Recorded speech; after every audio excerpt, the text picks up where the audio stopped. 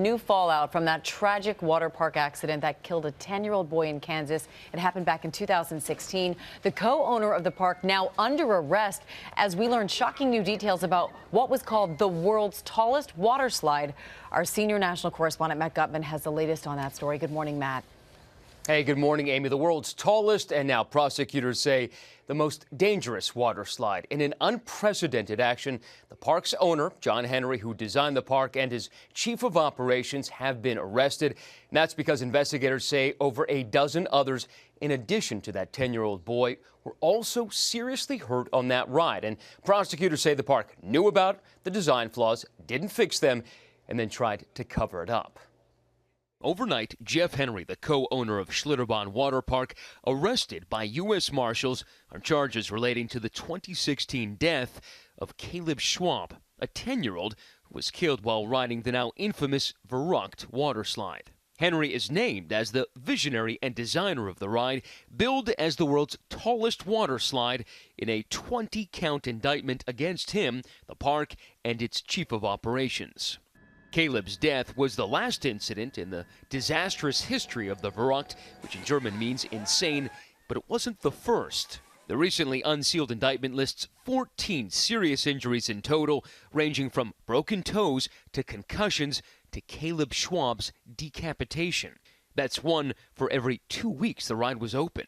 The indictment also alleges Henry relentlessly pushed engineers, building this prototype in just 36 days. During testing, it says the design was off, with the ride launching sandbags simulating riders into the air. Hurriedly built, the indictment says, partly to impress the reality show Extreme Water Parks. Tipped over and killed every sandbag in there. The indictment alleges the ride never overcame design flaws that launched riders into the air and that Henry knew it, writing employees that it could hurt me, it could kill me, it's a seriously dangerous piece of equipment. I covered what was supposed to be the park's opening in 2014 and its delays, which Henry told me cost the company over $1 million. Going down the slide for the first time, terrifying, and there were already safety concerns. I mean, you want it to be scary, but is it dangerous? It's not dangerous today, no. If it's run properly and everything's right, it is not. It's a very safe ride. When we were testing it, we were definitely in harm's way because we were doing some things that were, they weren't affixed on and put on in such a way that they would last. We were playing with this thing without a net over the top of it. Should I be concerned that they're still using jackhammers and saws on this ride right now? I have no idea what they're doing over there. According to the indictment, he knew about the flaws but ignored dozens of warnings by employees. 6 went to the park and 5 came back. It was surreal. I don't even hardly remember driving home. In a statement Monday, Schlitterbahn called Caleb's death an unforeseeable accident, said all of its employees had the highest dedication to safety, and vowed to fight these allegations.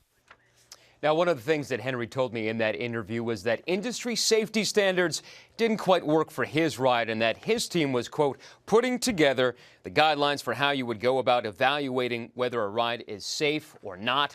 The indictment also says the park withheld thousands of pages of incriminating information from police, coached employees on what to say, or encouraged them to lie, and intimidated witnesses. Guys. Matt, what were those jackhammers doing? We don't know.